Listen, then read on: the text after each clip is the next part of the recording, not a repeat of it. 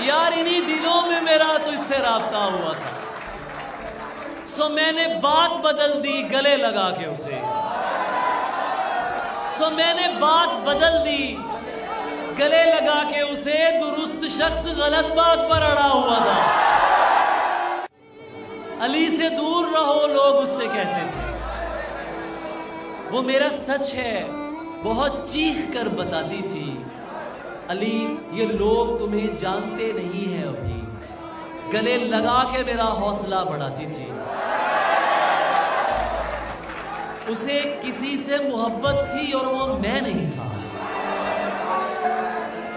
उसे किसी से मोहब्बत थी और वो मैं नहीं था। ये बात मुझसे ज्यादा उसे रुलाती थी।